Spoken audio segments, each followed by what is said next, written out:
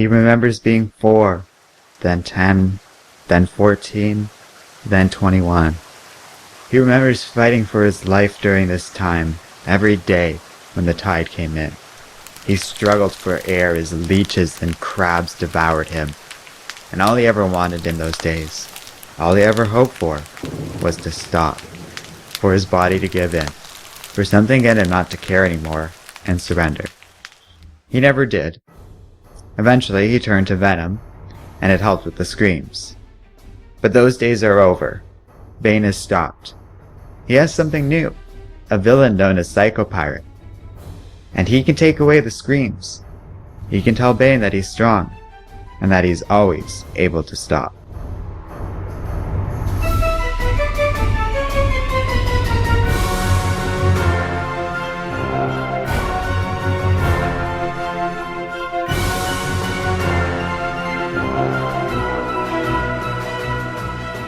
Bruce Wayne watches over a girl named Claire, who is also known as Gotham Girl. She is not well and has been staying at Wayne Manor, but without Psycho Pirate, she cannot be helped. So Bruce orders Duke and Alfred to watch over her. He's going out and won't be back for some time. He's accepting Amanda Waller's offer to get Psycho Pirate back, and even though Alfred calls the plan, well, psychotic, Bruce only cares about helping the girl. Arkham, a place I've filled. Tonight is different though. Tonight I'm taking 4 patients out for a mission. The deal with Amanda Waller allows this, although Jeremiah Arkham is none too pleased about letting one of them go free, given the extent of the prisoner's crimes. Jim is here to facilitate things, but I doubt he likes this any better. It doesn't matter what they want though. I have a mission. The first member of my squad is Arnold Wesker. 8 counts of murder, sentenced to life without parole. The first to call himself the ventriloquist. I make him the standard offer, preferential treatment in exchange for participation.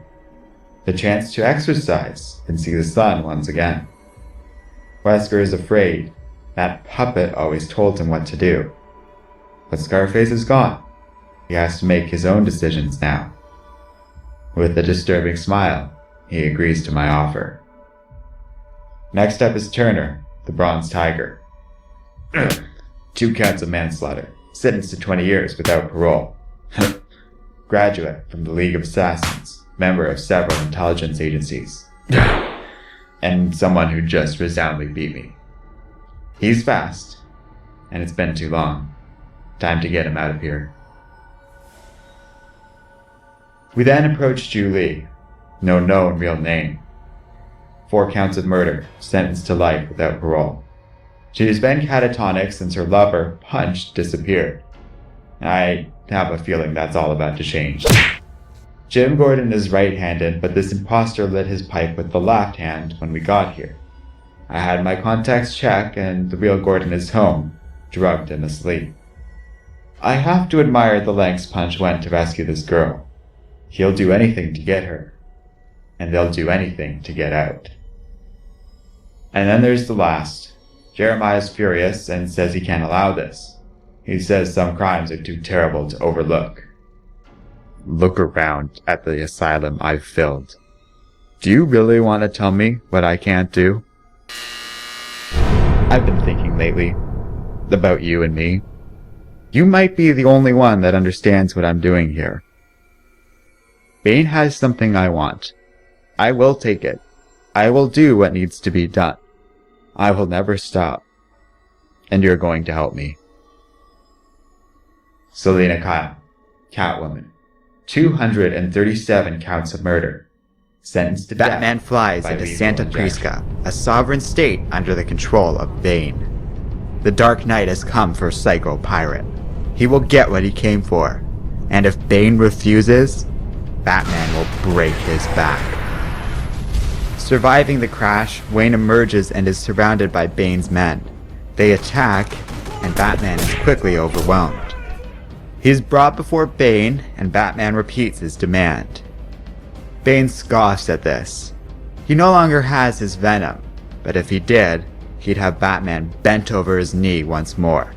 Now that he is free of the drug, he's not as strong as he used to be. So this will have to suffice. Bane takes him to a room. He spent 17 years in here. Bane doubts Batman will last the night. As the tide comes in, water begins filling the room. Still wounded from the fight, Bruce desperately tries to break holes into the wall, and, in great pain, realigns his spine. Recovered, Bruce escapes from the cell and discreetly makes his way through Bane's facility. Meanwhile, Catwoman's been thinking about Batman. They really are similar. They both grew up alone, as orphans.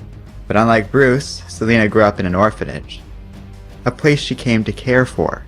And when terrorists bombed it, well, it took them 237 members to accomplish this. All of them worked in some way to make the bombing happen. 237 members. And now, they have none. She went to great pains to kill every single one of them. It wasn't easy, and it cost her everything. But she knows what she had to do. Batman opens the door, letting Catwoman and the ventriloquist inside. The other members of the squad are fine. Everything's proceeding according to plan. So now, they're going to break Bane's back. Batman didn't know what to do. Selina had killed so many people. Bringing her in would mean certain death for the woman. But what else was he supposed to do? What else could he do? In the present, Batman, Selina, and the ventriloquist move through Bane's facility. Reaching a certain point, they need to split up from here. Batman sends Catwoman and the ventriloquist after their target, Psycho Pirate, while Batman moves to meet with the other members of his Suicide Squad. Outside, Julie, Punchy, and the Bronze Tiger wait until they are let in. Bane will see them now. Meanwhile, Catwoman takes Wesker through a series of tunnels and sewers. She asks if he does everything he is told, and he replies yes he does. Scarface was the source of all his horrible deeds. Selina is amused at this, but also a little jealous. Wesker's monster comes and goes. Without that puppet, he gets a break from it all. But Catwoman's monster, it has its claws deep inside of her, and it will never let go. They reach their target, but Selina isn't done here. They're going to strap her to a table and put a needle in her when they get back. Batman thinks this mission will somehow change things, but after all that she's done, there's no saving her. She tells Wesker to stay put and goes off on her own. In another part of Santa Prisca, Batman watches as the Bronze Tiger presents Julie and Punchy to Bane. Punchy is the only man to ever escape from Bane's domain, and Julie is the reason the clown did so. Bane assumes this gift is in exchange for a favor, and it is. Bronze Tiger claims the League of Assassins has tasked him with killing Batman. Catwoman leaps into the room and declares this is all a trap. She tells Bane that Batman escaped from his cell and is waiting in the ceiling to strike, and with the help of the Suicide Squad, they plan to break Bane's back. The clown couple attacks Selina, so she slices their throats open and snaps the Bronze Tiger's neck. She has a deal for Bane. Give her safe passage out of here, with some money and the means to disappear, and she will tell him how to finally, once and for all, break Batman. Selina, I am not one to write. Visiting you in Arkham would be unproductive. We'd just fight. It's not time for that. It's time to accept what we really are. I think if my parents could see me now, they would laugh. Dressed up as a bat. My parents were kind and dignified. They were the high society types that would never accept or understand this. All they could do is laugh. And they should. It's funny. A little rich kid who lost his parents, used his money and resources to start a one-man war against crime. The ears and the belt and the leather and the armor and the gargoyles. How sad. How stupid. How immature. How hilarious. I want to laugh too, but I don't. I wage war. But you understand, Selina. You know what this is. After the gun and the pearls, there was nothing left. I was pain and no more. Gone and dead. I was not dignified. I was not kind. I was done. I surrendered. My life was no longer my life. I swore by the spirits of my parents to avenge their deaths by spending the rest of my life warring on all criminals. That's what it is. The ears, the belt, looking over a dark city perched on a gargoyle. It's not funny. It's the choice of a boy to die and become something else. I am Batman. I am suicide. And you know this, Cat, because you've made the same choice. You said you killed 237 people, but you lied. I sent you to prison because I couldn't find proof to the contrary, but you know it and I know it. You're a fraud. You're like me. You're dead, and you know it's a choice you made. I'm going to free you because I have to, because you told a lie, and I will always find the truth. And when you're free, we'll put on our masks, and finally, together, we'll laugh. In the Batcave, Alfred is approached by Amanda Waller. She apologizes. She doesn't like sneaking up on people, unless it is necessary. She reassures the butler she is not here to cause problems. She's just going to collect some files for an upcoming project. As soon as she gets them, she'll leave.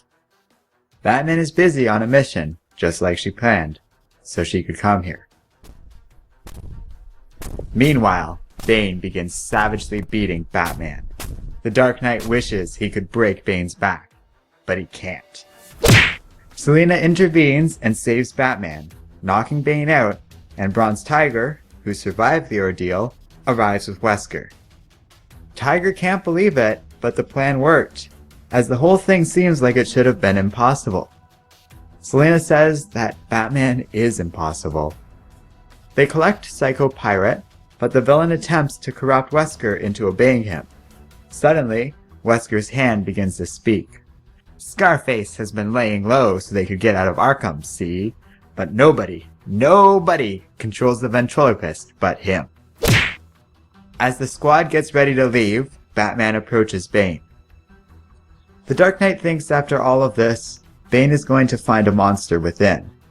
But before he does that, before he hurts himself, Batman suggests that he doesn't have to do it. He doesn't have to do anything. Batman wishes Bane would stay safe, because he's brave, because he's happy, because you can always stop.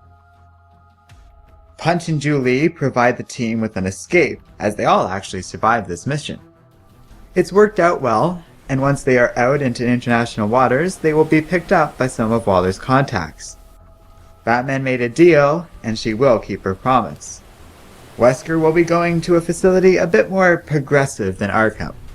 Bronze Tiger will be released on parole.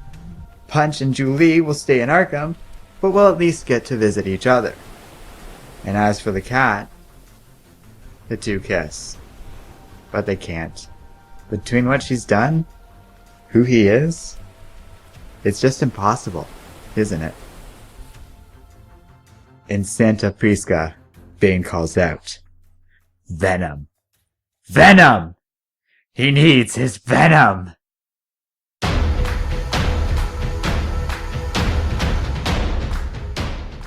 Hello and welcome to Comic Island. My name is Arden, and this is my complete story of Batman, I Am Suicide. Oh, well, I had heard good things about Tom King's current run with Batman, but going through this one was something else.